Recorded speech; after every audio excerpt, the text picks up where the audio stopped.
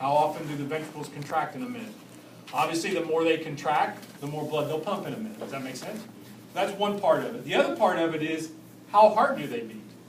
The harder they beat, right, the greater force that's generated, the more blood they will eject each time they beat. Does that make sense?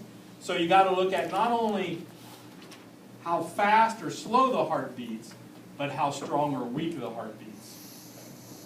So what we're going to look at here is see that cardiac output is going to be a function of something called stroke volume. Now that means every time the heart beats, how much blood is ejected by a ventricle when it beats. So this is going to be the units here, milliliters of blood per beat. Right? So each time the heart beats, how much blood does it eject? Do you have a rough estimate? Anybody want to make a guess? One ventricle pumps, not pressure, but volume of blood. It's about, each time it beats, if I told you 70 milliliters, do you think that's too much or not enough? Or just right, Goldilocks? It's just right. That's about what it is at rest. So right now, each time your ventricle beats, 70 milliliters. How much is 70 milliliters? How Less much than is 100. this 500? I think so. It's So if this is 500, it's about that much. Each time it beats. Oh wow, it's just under 2.5 ounces. Yeah, so remember the sheep heart when we dissected it? Remember the left ventricle inside? What's that? Yeah, it's how much it holds, right? And that sheep heart's about the size of, it's a little bit smaller, but about the size of your heart. Okay? Some of you, your heart's a bit smaller. So that's not very much per beat. Just a little bit of squirting out, right? So that's about how much that holds. So it's a function of that, stroke volume. It's also a function of your heart rate. How many times does your heart beat in a minute? How fast does it beat? If it beats faster, you're going to pump more blood. If it beats slower, you're going to pump less blood. And so what are the units of heart rate? Are beats per minute, right? There. And what's a good resting heart rate? Well, 60 is good, but I mean, it's not what we would 60 to 100 is actually the range. 60 being on the low end, 100 being on the high end, 70-ish. How about 72? So that would be at no activity or during rest, sleep? This is all at rest. This is right now sitting there bored to death. Oh, what would it be before the exam? Oh, much higher. Much higher before the exam. Okay.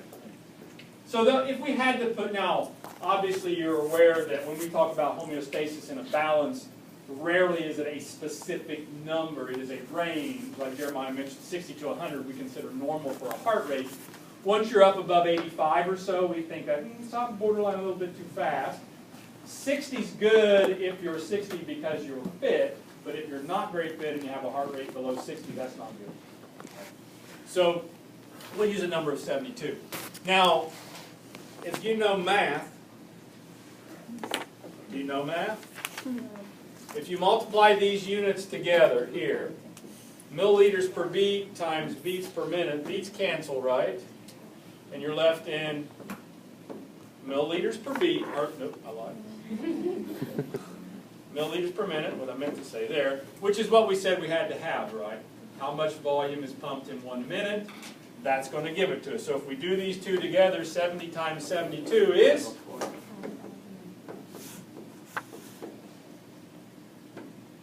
5,040 milliliters per minute, which is about 5 liters per minute, which is about your entire blood volume every minute.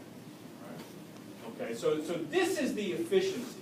This is what we need to look at, right? This is so now we need to look at what are the factors that affect your heart's ability to alter this number. Now we're assuming that this is at rest, so this is our starting point, 5 liters per minute, right? Would it ever go lower than that? It could, but it wouldn't be advantageous really. It would be, if your body was really depressed for one reason or another. I mean, this is at rest as it is, and you never really get more than at rest. But sometimes that number does go down, depending upon sympathetic and parasympathetic stimulation. It does go down a little bit right after you eat a meal because of that parasympathetic stimulation for digestion. But interestingly enough, all of the blood is diverted to your intestines so you can do digestion. So we really increase blood flow to the intestines and away from everywhere else. But other than that, this number's only ever going to go up. So what does it mean?